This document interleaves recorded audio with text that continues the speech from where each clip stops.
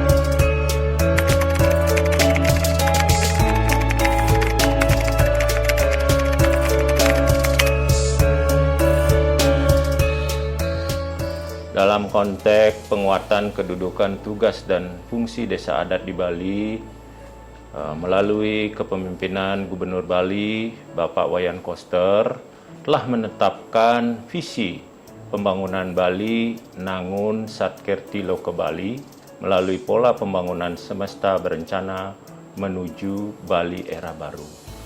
Dalam visi ini mengandung 22 misi, salah satunya misi 12, penguatan kedudukan tugas dan fungsi desa adat di Bali. Nah, dalam konteks ini, Bapak Gubernur telah menyusun berbagai peraturan perundang-undangan, antara lain yang pertama, Peraturan Daerah Provinsi Bali Nomor 4 Tahun 2019 tentang Desa Adat di Bali. Kemudian juga telah disusun Peraturan Gubernur Bali Nomor 34 Tahun 2019 tentang Tata Kelola Keuangan Desa Adat di Bali.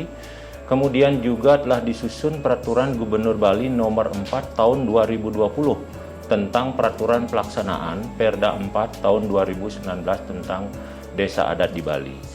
Nah, regulasi ini, ketiga peraturan ini merupakan landasan hukum yang kuat, yang memadai.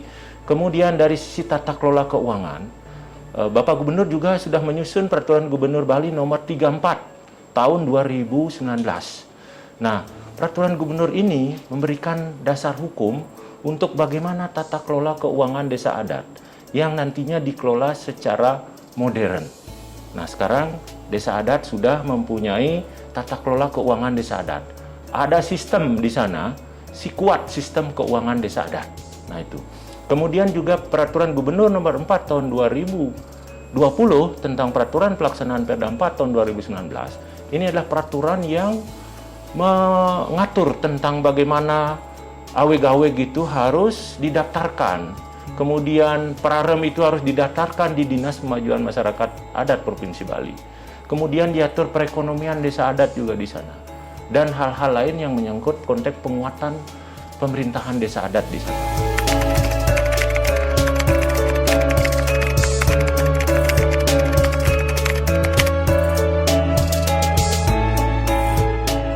Pasca Perda 4 tahun 2019, sekarang praktis desa adat kita yang selama ini diseragamkan oleh Orde Baru dulu, itu kekeliruan. Nah, sekarang dengan Perda 4 ini justru mengembalikan kondisi desa adat di Bali. Bagaimana struktur pemerintahannya? Sekarang desa adat di Bali ini ada struktur pemerintahan. Dari tata kelembagaan kita lihat, ada prajurit desa adat, kemudian ada Sabe, ada Kerta Desa, kemudian ada lembaga pengambil keputusan yang namanya Paruman dan Pesangkepan. Kemudian ada Banjar Adat juga. Dalam penguatan kedudukan tugas fungsi desa adat ini, pemerintah Provinsi Bali telah mengalokasikan dana desa adat melalui APBD semesta berencana kepada 1.493 desa adat. Itu yang difasilitasi. Kemudian membangun gedung majelis desa adat, baik di provinsi, kabupaten, kota, di semua. Sekarang sudah selesai semuanya, tinggal peresmian gedung majelis Kabupaten Klungkung. Sudah selesai semua. Itu pun dibangun melalui dana CSR, tidak menggunakan dana APBD. Kemudian juga melengkapi gedung itu. Jadi tidak hanya gedung saja, sarana prasarananya juga dilengkapi oleh Bapak Gubernur, oleh pemerintah Provinsi Bali. Kemudian juga personilnya, ada sekretariatnya di sana. Kita dropping personalia, pegawai-pegawai non-PNS itu kita pekerjakan di sana untuk membantu majelis. Nah, kemudian yang fundamental ini kan membentuk dinas khusus, Dinas Pemajuan Masyarakat Adat Provinsi Bali. Nah, itulah fasilitasi pemerintah dalam konteks penguatan kedudukan, tugas, dan fungsi desa adat di Bali.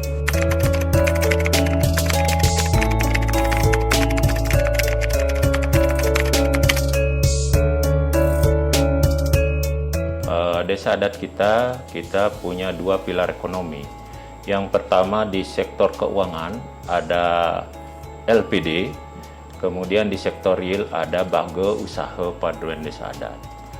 Kalau saya lihat perkembangan LPD di masa pandemi COVID-19 ini sangat berperan juga. Berperan penting untuk membantu memberikan bantuan-bantuan kepada kerabat desa adatnya. Tetapi juga dalam kondisi pandemi COVID juga menurun. Jadi pendapatan dari LPD itu menurun, yang kira menurun. Nah, itu satu dari sisi sektor keuangan. Kemudian di sektor real, Perda 4 tahun 2019 tentang desa adat di Bali ini sudah memberikan peluang kepada desa adat untuk membuka unit-unit usaha sektor real. Nah, ini yang menjadi peluang besar di desa adat untuk membangkitkan perekonomian di desa adat. Semisalnya contoh misalnya, desa adat di Tabanan misalnya. Kebanyakan desa adat kita itu pertanian di sana. Ya.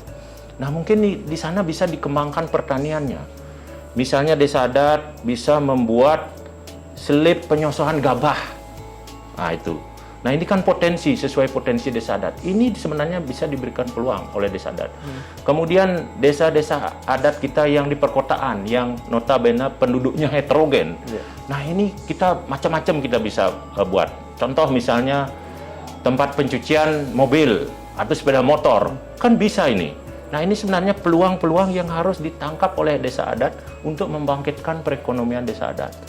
Tetapi juga harus diingat, tidak boleh mematikan sektor-sektor ekonomi yang lainnya. Seperti ada di desa, ada BUMDes, itu tidak bisa. Nanti kita sinergikan itu antara BUMDA dengan BUMDes. Nah, ini sudah arahan Pak Gubernur juga sudah wanti-wanti, tidak boleh. Dan tidak ada tumpang tindih di sana. Kita berjalan harmoni antara desa adat dan desa ini.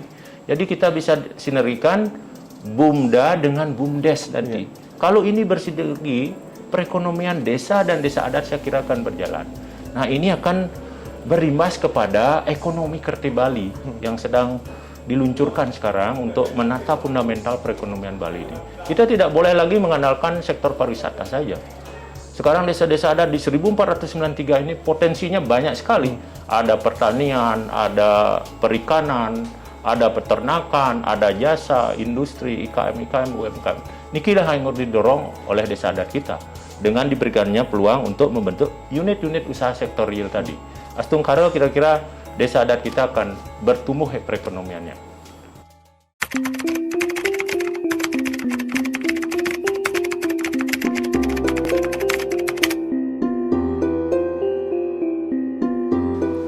Pertama, Majelis Desa Adat Provinsi Bali ini yang dibentuk oleh 1493 desa adat di seluruh Bali sebagai pasikian istilahnya itu, atau jadi wadah tunggal seluruh desa adat di Bali. Tentu pertama menyampaikan terima kasih kepada Bapak Gubernur Bali, Bapak Wayan Koster, bersama Bapak Wakil Gubernur, Bapak Co Aceh, DPRD Bali, yang sudah menguatkan desa adat di Bali itu dengan Peraturan Daerah Provinsi Bali Nomor 4 2019 tentang desa adat di Bali.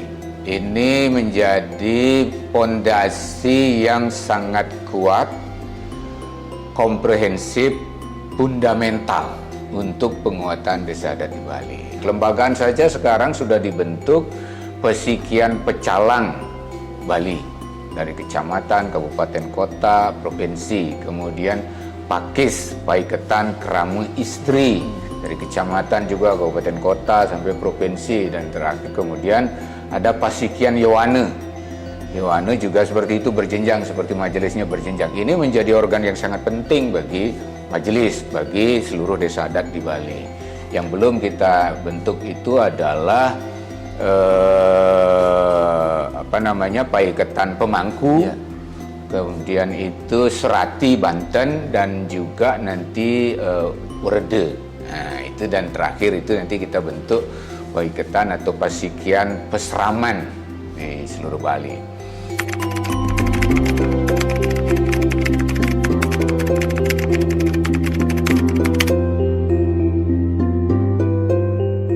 Kita di majelis ini tentu sesuai dengan mandat dari Perda 4 2019 itu adalah membentuk pedoman-pedoman.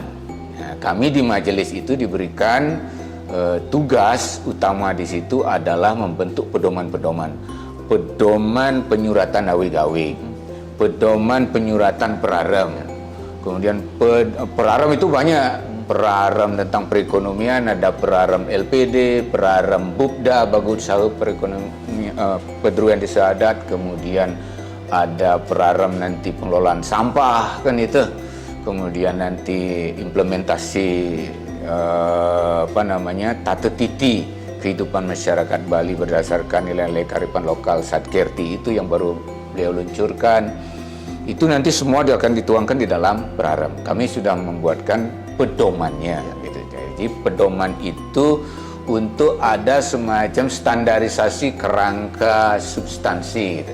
Tentu saja nanti masing-masing desa adat tetap diberikan kewenangan sendiri sesuai dengan istilahnya desa mawa cara. Nah, jadi kekasan masing-masing desa adat itu kan luar biasa beragam, uniknya gitu. Ya silakan diimplementasikan di dalam peraram itu, gitu. Tapi majelis ini sebagai pasikian seluruh desa adat di Bali ini hanya memberikan pedoman umum, gitu.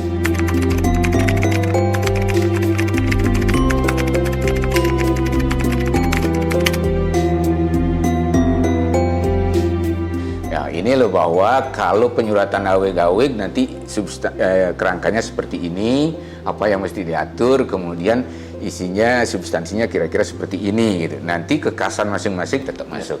Nah, yang menarik pada Perda Provinsi Bali nomor 4 tahun 2019 tentang desa adat di Bali ini adalah bahwa desa adat di Bali yang tadinya itu bersikuku hanya dengan desa mawacara, yang tadinya seperti, kalau kita perumpamakan ini seperti lidi-lidi ya.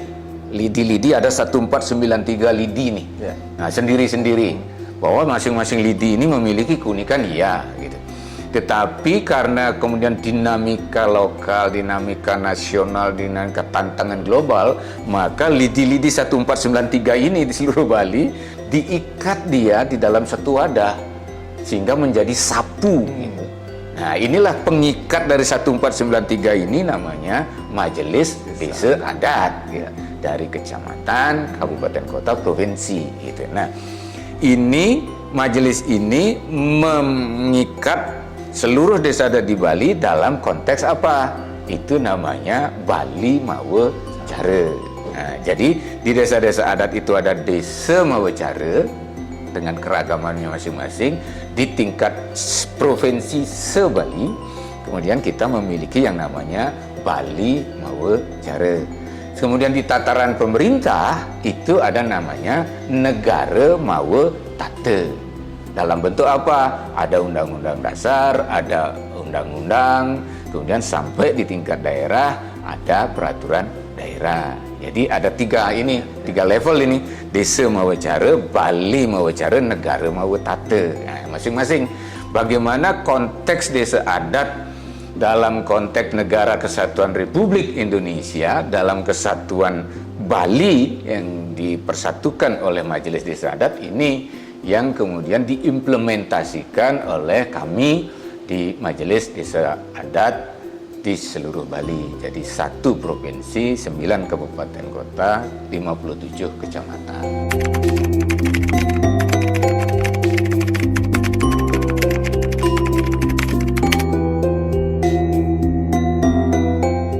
Satu lagi, kekuatan dari Perda ini adalah bahwa dengan adanya 3 lapisan tadi itu, maka kita di Bali sekarang ini akan membentuk yang namanya sistem. Nah, sistem. Jadi sistem itu adalah komponen-komponen yang terpisah sekarang diikat sehingga menjadi saling terikat ya, saling terhubung. Nah, itu sistem ini ada nanti sistem untuk pengelolaan, penataan adat, tradisi, seni budaya, kearifan lokal, 1. Yang kedua, perekonomian adat Bali. Perekonomian adat Bali di sektor keuangannya itu ada namanya LABDE, Pecingkraman Desa, yang sekarang bernama Lembaga Perkreditan Desa. Itu 1 ini. Kemudian 1 lagi ada sektor real. LPD bergerak di sektor keuangan, kemudian 1 lagi ada di sektor real, itu nanti diwadahi dalam lembaga namanya Bage Utsaha Pedruan Desa Adat, disingkat BUKDA. Nah, ini jadi ada satu tatanan sistemnya sendiri juga gitu. Kemudian sebagai subsistem ya. Kemudian ada lagi penguatan SDM dalam wadah apa? Pesraman dia. Itu. Kemudian ada lagi tata kelola tentang kelembagaan adat. Itu yang saya sebut tadi sudah Pesikian Pecalang, Pesikian Yowana, Paiketan Kerama Istri, nanti Serati Banten, Pemangku kan luar biasa banyak itu. Pemangku Kayangan Jagat, Pemangku Nabi Pura Desa segala macam itu harus dalam satu tatanan yang tersistem, nanti terpola, terstruktur gitu. Sehingga kalau Perda 4 tahun 2019 ini terimplementasikan dengan baik, kedepannya Bali akan menjadi lebih rapi dia, tersistem, terstruktur, terpola gitu. Nah, ini jadi. Satu lagi adalah tentang hukum adat, satu sistem hukum adat lagi. Sistem hukum adat itu selama ini kan kalau ada masalah adat itu yang ideal selesai di tingkat desa adat maksimal kan gitu. Ada persoalan keluarga, kemudian ada naik ke Banjar ke desa adat, sepatutnya sudah selesai. Tetapi kita perhatikan masing-masing awig-awig desa adat yang sudah tersurat, maka di situ akan menyuratkan sehananing wicara desa adat sane durung kepuputan antuk desa adat wenang. Nah, itu wenang kepuputan antuk sang rumawas. Artinya apa? Setiap wicara itu masalah perkara adat. Ya, ampunan nanti wicara itu bedakan dengan wacana itu. Biasanya temu wicara itu perkara artinya. Itu mestinya temu wicara dia gitu. Nah, wicara itu perkara adat yang tidak terselesaikan di desa adat, sekarang kewenangannya diselesaikan oleh Majelis Desa Adat. Itu Majelis Desa Adat di tingkat kecamatan melakukan mediasi, kan itu mediasi. Kalau kemudian tercapai kesepakatan di tingkat kecamatan, MDA kecamatan, selesai dia. Kalau tidak tercapai kesepakatan, maka bisa naik banding dia ke tingkat MDA kabupaten kota. Itu akan ketepasin, diputuskan, diselesaikan lewat keputusan oleh Sabekerta di tingkat Majelis Desa Adat Kabupaten Kota. Nah, 21 hari nanti setelah keputusan itu, jika kemudian tidak ada yang memperkarakan lagi, maka itu memiliki kekuatan hukum tetap dia. Tapi kalau ada yang kemudian memperkarakan lagi, dia naik ke tingkat provinsi. MDA Provinsi Bali lewat Pasukertan Sabekerta namanya, persidangan Sabekerta. Jadi hakim-hakim hukum adat itu namanya Sabekerta akan melakukan penepasan wicara Pasukertan dia persidangan itu nanti ada keputusan hasilnya. Keputusan oleh MDA Provinsi Bali itu bersifat final dan mengikat. Artinya dalam tatanan hukum adat, desa mau cara di desa adat selesai, ketika di situ tidak terselesaikan, maka dia akan diselesaikan oleh majelis desa adat di berbagai tingkatan. Itu. Ini sebuah sistem yang baru juga diperkuat lagi di dalam Perda, sehingga persoalan-persoalan atau perkara-perkara adat murni atau murni adat itu tidak lantas masuk ke peradilan negeri, karena ada tatanan yang berbeda, sistem hukumnya berbeda. Nah, kemudian ini yang sedang kami bangun.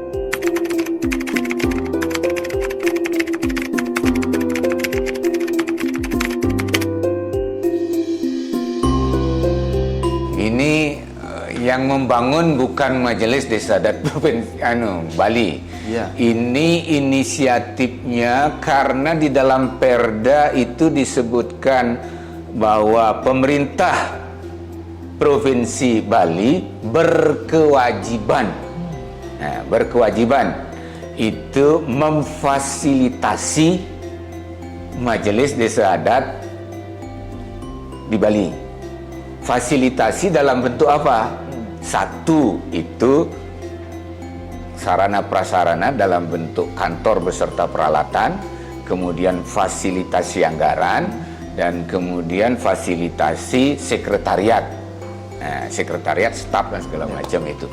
Nah, sekarang fasilitasi sarana prasarana oleh Bapak Gubernur ini punya inisiatif, kemudian melakukan terobosan. Ini terobosan barangkali untuk di Bali baru pertama kali ya ini, bahwa Bapak Gubernur Wayan Koster itu yang saya tahu persis itu beliau membuat surat sendiri memohon kepada pihak BUMN yang ada di Bali, kemudian BUMD yang ada di Bali untuk mengalokasikan itu, berikan bantuan CSR itu, tanggung jawab sosial perusahaan, corporate social responsibility itu, untuk pembangunan gedung MDA provinsi dan kabupaten kota di seluruh Bali.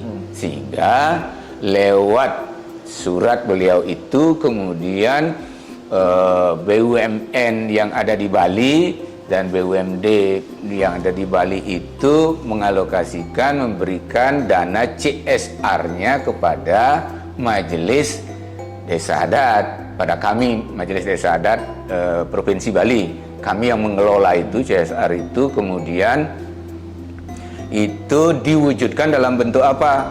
Bangunan gedung kantor majelis, 1 di Provinsi Bali, kemudian 9 di kabupaten kota, kecuali Gianyar.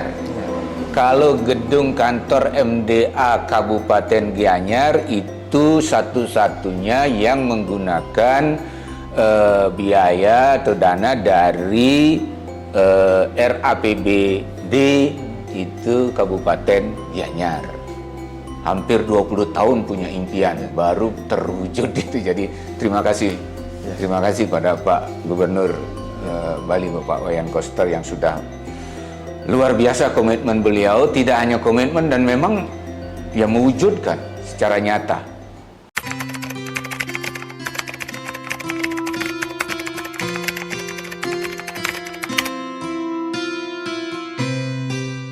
Implementasi atau dampak yang kita rasakan khususnya di Desa Adat Bualu ya, sangat positif sekali, sangat luar biasa sekali. Seperti yang Tiang sampaikan tadi, jadi Desa Adat Bualu secara administrasi bisa bekerja dengan tertata.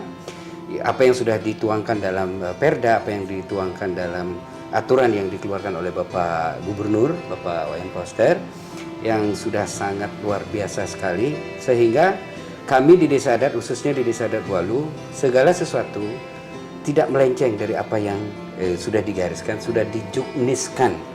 Artinya segala sesuatu yang sudah menjadi aturan dari Bapak Gubernur yang keluar berupa SE, berupa peraturan, perda, apapun itu sudah kita lakukan, dan itu kami rasakan di desa adat sendiri itu sangat positif, baik itu di bage-bage yang kami buat, bage-bage yang di Parahyangan, Palemahan, dan Pawongan itu sudah tertata semua, karena di dalam penerapannya itu sudah diatur semuanya.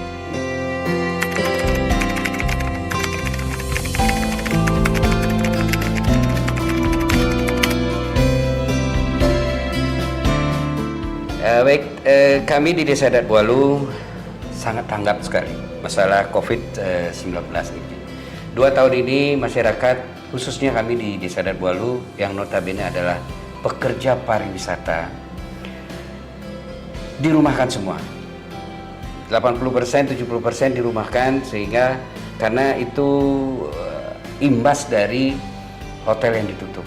Banyak hotel yang ditutup sehingga karyawan banyak yang dirumahkan, sehingga tidak ada penghasilan apa-apa. Sedangkan kami atas dasar apa yang sudah menjadi surat edaran Gubernur Bali, apa yang sudah dihimbau oleh Bapak Gubernur agar kami di desa adat seluruhnya di Bali membentuk Satgas Gotong Royong COVID-19, itu sudah kami laksanakan. Kami di Desa Adat Bualu membentuk Satgas Gotong Royong COVID-19 yang terdiri dari penjuru Desa Adat Bualu, dibantu oleh pecalang Desa Adat Bualu, dan kami selalu bekerja sama dengan Satgas COVID Kelurahan Benua. Setiap kegiatan di Desa Adat Bualu, Krama Desa Adat Bualu kami melaksanakan upacara adat, wajib membuatkan surat pemberitahuan kepada kami di penjuru desa, khususnya ke Ketua Satgas Gotong Royong COVID-19 Desa Adat Bualu, agar kami di Desa Adat tahu kegiatan krama kami di Desa Adat Bualu yang melaksanakan upacara. Karena kami tekankan agar di dalam melaksanakan upacara tersebut ada Satgas COVID-nya di masing-masing tempat upacara tersebut. Itu gunanya untuk memutus terjadinya lagi klaster-klaster baru di tempat upacara tersebut. Baik itu yang kecil, apalagi yang upacara besar, tetap kami mintakan surat dari Krama untuk kami diberitahu, dan kami membuatkan surat bermakluman. Kami lanjutkan ke camat, kelurah, dan ke Satgas Gotong Royong, ke Satgas COVID-19 Kelurahan Benua. Dan kami pun biasanya ketika kami mendapat laporan dari Krama, sehari atau 2 hari sebelumnya kami datangi. Kami mengecek kebenaran apakah sudah menerapkan prokes di sana, sehingga kami tidak kecolongan. Dan astongkara setelah adanya upacara tersebut tidak ada lagi fase atau tidak ada lagi klaster-klaster baru di tempat upacara tersebut. Kami sigap di sini. Kami melaksanakan patroli dengan pecalang selama yang diperintahkan oleh Bapak Gubernur. Di luar itu pun di setiap hari Sabtu kami melaksanakan patroli juga dengan pecalang, dan hotel-hotel yang ada di Wewidangan Desa Adat Bualu ketika ada event baik wedding atau meeting apapun itu wajib memberitahukan ke kami melalui surat ke Satgas Gotong Royong Desa Adat Bualu dan ke Satgas COVID-19 Kelurahan Benua. Kami selalu berkomunikasi baik dengan Bapak Lurah, berkomunikasi baik dengan Bapak Ketua LPM dan Ketua Satgas COVID-19 Kelurahan Benua.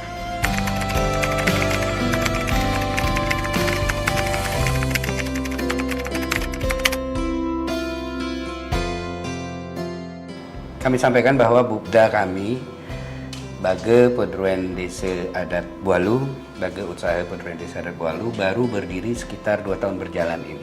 Ya, jadi ketika tahun pertama, ketika pandemi belum ada, sangat luar biasa kinerja dan penghasilan juga sangat luar biasa, karena perekonomian di sini hanya notabene dari pariwisata. Waktu itu pariwisata sangat luar biasa sekali, sehingga ada sinkronasinya, ada penghasilan secara CSR yang Bupda Desa Adat Bualu bekerja sama dengan hotel. Dari hotel-hotel tersebut ada dudukan CSR yang bisa diterima oleh Bupda, sehingga dalam 6 bulan berjalan itu sudah sangat luar biasa. Sampai setahun berjalan sangat luar biasa, sehingga pandemi datang sudah kami juga kena imbas di Bupda. Tetapi Dari perjalanan itu, Bukda kami masih tetap berjalan, tetap eksis, karena masih ada divisi-divisi lain yang bisa bekerja, yang bisa masih berputar, seperti di divisi UMKM, di divisi parkir juga ada, dan divisi tenaga kerja kami juga bukan penyalur ya Pak ya, tetapi memediasi kerama adat kami untuk bisa bekerja di hotel-hotel.